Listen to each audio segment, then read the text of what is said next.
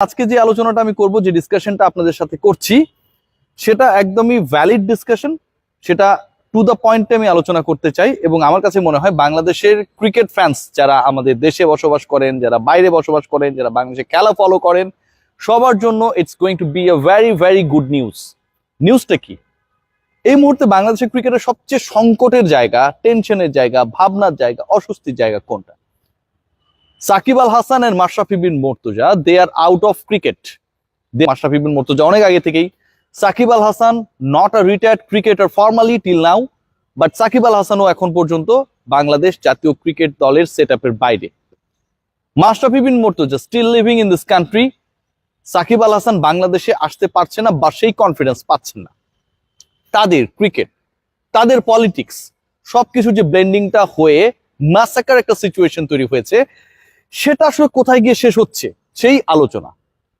সাকিব আল হাসান এবং মাশরাফি বিন মুর্তজা, তাদেরকে যেভাবে ট্রিট করা হচ্ছিল commonly for their role in politics, for being the MP of the previous government, এই দুই ক্রিকেটারের ব্যাপারে একটা স্পেসিফিক অবজারভেশন আমরা পেয়েছি বাংলাদেশের এই মুহূর্তে সর্ববৃহৎ রাজনৈতিক দল বাংলাদেশ ন্যাশনালিস্ট পার্টি বিএনপি থেকে। আমি কোনো আমার কথা বলছি না, আমি উদ্ধৃত করেই বলছি ইশরাক হোসেন। আপনারা সবাই জানেন ইশরাক হোসেন হচ্ছে প্রয়াত মেয়র এবং স্পোর্টস মিনিস্টার, বিএনপি সময়ে তিনি ছিলেন। সাদেক হোসেন খোকা, বাংলাদেশের স্পোর্টসে যার একটা বড় অবদান, সেই সাদেক হোসেন খোকার সন্তান, সুযোগ্য সন্তান। এবং ঢাকা দক্ষিণ সিটি কর্পোরেশনের মেয়রের দায়িত্ব নেবার জন্য তিনি যে মামলা করেছেন, সেখানটা তিনি জিতেছেন, অফিসিয়ালি সেই দায়িত্ব তিনি পালন করবেন। বিএনপির রাজনীতিতে এই মুহূর্তে যে কজন ইয়াং অ্যান্ড ইমার্জিং লিডারশিপ রয়েছে, তাদের একজন ইশরাক হোসেন মাত্র কদিন আগে স্পেসিফিক ভাবে বলেছে সাকিব আল হাসান আর মাশরাফি বিন মুর্তজার যে বাংলাদেশের ক্রিকেট হিস্ট্রিতে ইনভলভমেন্ট, কন্ট্রিবিউশন, সেই ইনভলভমেন্ট এবং কন্ট্রিবিউশন বিবেচনায় রেখে তাদেরকে ভিক্টিমাইজ করা কোনোভাবে উচিত হবে না। I am repeating, Shakib Al Hasan এবং মাশরাফি বিন মুর্তজাকে কোনোভাবেই তাদের অবদান বিবেচনায় ক্রিকেটে ভিক্টিমাইজ করা উচিত হবে না, এবং সেটা তিনি চান না। এখন এই কথা তো আমিও বলতে পারি, আপনারাও বলতে পারেন যে আপনি বা আমি চাই না, কিন্তু ইশরাক হোসেন যখন বলবে সেই কথাটা বা সেই চাওয়া না চাওয়াটা অনেক বড়, সেই চাওয়া না চাওয়াটা অনেক ইনফ্লুয়েন্স ক্যারি করে। সেই চাওয়া না চাওয়াটা অবশ্যই ফর্মাল এমন একটা স্টেটমেন্ট যেখানটায় সাকিব আল হাসান এবং মাশরাফি বিন মুর্তজার ক্রিকেট ক্যারিয়ার নিয়ে যে অস্বস্তি ছিল না, পলিটিক্যাল ক্যারিয়ার নিয়ে যে অস্বস্তি তৈরি হয়েছে, সেই অস্বস্তি অনেকটা দূর করে। ইশরাক হোসেন এরপরে খুব ভ্যালিড ব্যাখ্যা দিয়েছেন। তিনি বলেছেন তাদের পপুলারিটিকে কাজে লাগিয়ে, পার্টিকুলারলি দি দ্যান গভর্নমেন্ট, তারা হচ্ছে এই দুজনের ব্র্যান্ডকে ইউজ করার চেষ্টা করেছে, স্পেসিফিক ভাবে বলেছে। এবং এই যে দুজন ক্রিকেটার সাকিব আল হাসান এবং মাশরাফি বিন মুর্তজা, মাশরাফি বিন মুর্তজা এখন বাংলাদেশের থেকেও অনেকটা হচ্ছে শীতনিদ্রায় রয়েছেন। সাকিব আল হাসান দেশে আসতে পারছেন না। সাকিব আল হাসান তার বন্ধু তামিম ইকবালের জন্য ফেসবুকে শুভেচ্ছা জানিয়েছেন যেন দ্রুত সুস্থ হয়ে ওঠেন। লাস্ট ম্যাচটা তিনি খেলতে পারবেন কি পারবেন না সেটা নিয়ে অনিশ্চয়তা। বাংলাদেশ ক্রিকেট বোর্ড এখানটায় কোনো রোল নিতে পারে নাই, স্পেসিফিক কোনো স্টেটমেন্ট আমরা পাই নাই। সিলেকশন প্যানেল থেকে বলা হয়েছে পারফরমেন্সের কারণে সাকিবকে রাখা যাবে না, এর থেকে বাজে যুক্তি আর হইতে পারে না। সেখানটায় ইশরাক হোসেন বলেছেন যে এই যে দুজন ক্রিকেটার যারা হচ্ছে এমপি হয়েছেন, কিন্তু তারা তাদের এই এমপিত্বকে কাজে লাগিয়ে এলাকায়ও কোনো ধান্দাবাজি, দুই নাম্বারি, টাউটারি এগুলো করে নাই। হয়তো আওয়ামী লীগের ব্যানার ইউজ করে লোকাল লিডারশিপে যারা রয়েছে তারা অনেক কিছু করতে পারে, কিন্তু ইশরাক হোসেনের বক্তব্যটা আরো স্পেসিফিক করি।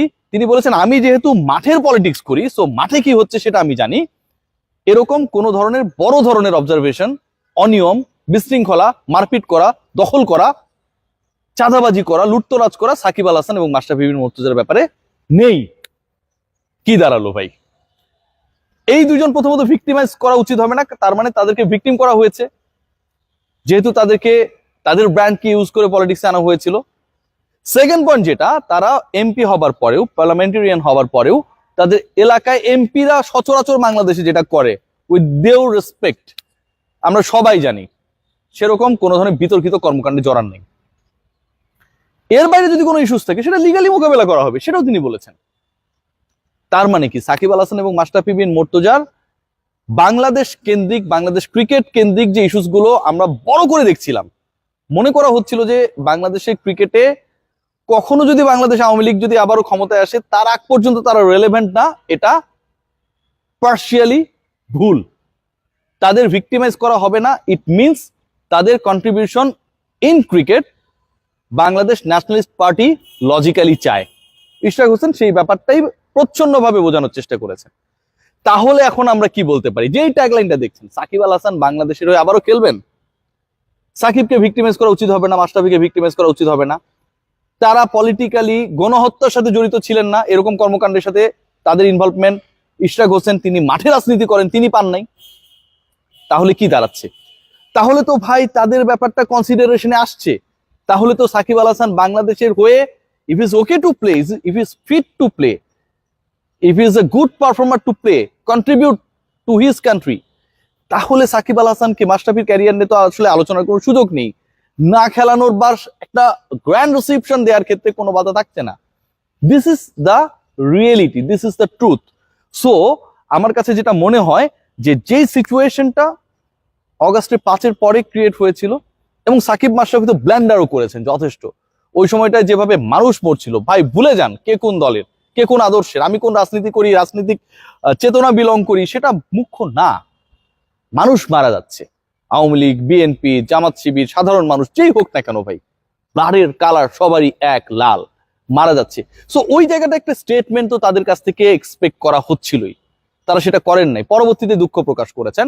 এবং আমার কাছে মনে হয় খুবই দায়িত্বশীল একটা জায়গা থেকে ইশরাক হোসেন তার যে বক্তব্যটা দিয়েছেন, এটাতে সাকিব আল হাসান এবং মাশরাফি বিন মুর্তজার যে বাংলাদেশের ক্রিকেটের রেলেভেন্স নিয়ে প্রশ্ন উঠছিল, সাকিব আল হাসানের আবারও কখনো লাল সবুজের জার্সি গায়ে আমার সোনার বাংলা গেয়ে মাঠে নামার সম্ভাবনা নিয়ে যে প্রশ্ন তৈরি হচ্ছিল, সেই প্রশ্নটা অনেকটা নিভে যায়।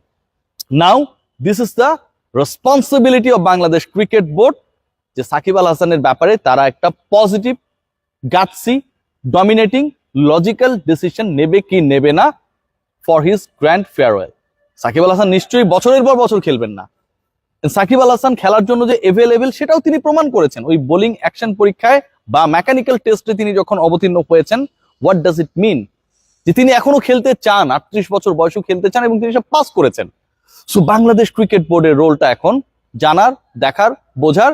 ডেফিনেটলি সিলেকশন প্যানেল কিংবা ফারুক আহমেদ তারা কোনো একটা সময় মিডিয়ার সামনে আসবে। আমার সাথে যদি টাইমিংটা বনে, আমি এই কোয়েশ্চেনটাই করবো যে সাকিব আল হাসান যাই হোক না কেন, পলিটিক্যালি যদি সাকিব আল হাসান খারাপ হয়, বাংলাদেশের সর্ববৃহৎ রাজনৈতিক দলের একজন লিডার, শীর্ষ লিডারদের একজন, তিনি যখন বলছেন যে এটাতে তাদেরকে ভিক্টিমাইজ করা উচিত হবে না, তখন বাংলাদেশ ক্রিকেট বোর্ড, যেটা নিজেই কোনো পলিটিক্যাল অর্গানাইজেশন না, তারা কি সাকিব আল হাসানকে বাংলাদেশের হয়ে খেলা বা বাংলাদেশ থেকে একটা গ্র্যান্ড রিসেপশন দেওয়ার ক্ষেত্রে বাধা হতে পারে?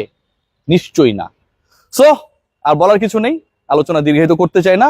Good luck for all the players যারা আসলে বাংলাদেশকে বিভিন্ন সময় রিপ্রেজেন্ট করেছেন, এবং একই সাথে আমার কাছে মনে হয় it could be a awareness for all, যে দিন শেষে আপনারা ভাই আমাদের icon for your play, for your playing career, for your games, for your performance.